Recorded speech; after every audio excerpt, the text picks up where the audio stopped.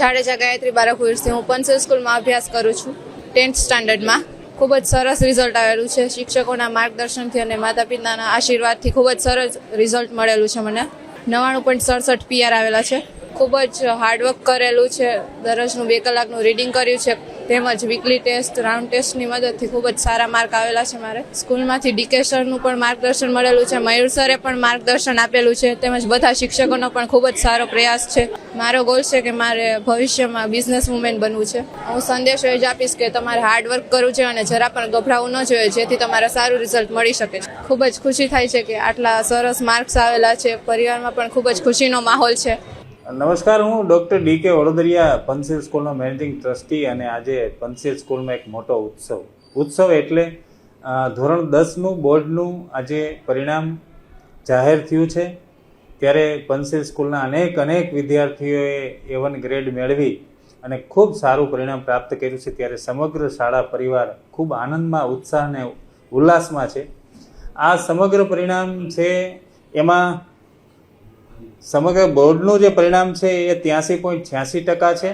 રાજકોટનું જે પરિણામ છે એ 88.11% છે. અને પંચશીલ સ્કૂલનું પરિણામ છે એ 99.35% પરિણામ છે. વિશેષ આનંદની વાત એ છે કે 21 જેટલા વિદ્યાર્થીઓ છે એ A1 ગ્રેડ પ્રાપ્ત કર્યો છે. 47 જેટલા વિદ્યાર્થીઓએ A2 ગ્રેડ પ્રાપ્ત કર્યો છે.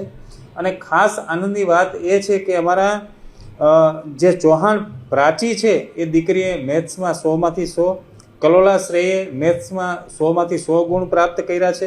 બાલાસરા જેનીલે મેથ્સમાં 100માંથી 100 ગુણ પ્રાપ્ત કર્યા છે.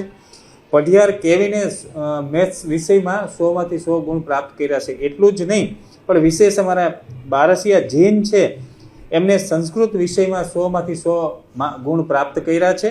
અને કલોલા શ્રેયે વિજ્ઞાન જેવા વિષયમાં 100માંથી 100 ગુણ પ્રાપ્ત કર્યા છે. તો આ સમગ્ર જે પરિણામ છે એ કોઈ એક વ્યક્તિનું નહીં, પણ શાળાના તમામ શિક્ષકો, અમારા જે આચાર્ય ડૉક્ટર મયુરસિંહ જાડેજા, એમની ખૂબ મહેનત, શિક્ષકોની મહેનત, અને સૌથી વિશેષ અમારા જે વિદ્યાર્થીઓ છે એને ખૂબ મહેનત કરી છે. અને એમને મહેનત કરાવનાર એના માતા પિતાને આ શ્રેય જાય છે. કારણ કે દરેક વિદ્યાર્થી ક્યારેય એકલો આ સફળતા પ્રાપ્ત નથી કરતો. એ પોતે એટલી મહેનત કરે છે, એમના માતા પિતા એમનું ધ્યાન રાખે છે, એને મહેનત કરાવડાવે છે. અને શાળાના શિક્ષકો દ્વારા અને શાળા પરિવાર દ્વારા એક સુંદર મજાનું જ્યારે માર્ગદર્શન મળે છે ત્યારે આ સિદ્ધિ પ્રાપ્ત થાય છે. તો આજના આ દિવસે સમગ્ર શાળા પરિવારને, માતા પિતાને અને વિદ્યાર્થીઓને ખૂબ ખૂબ અભિનંદન પાઠવું છું.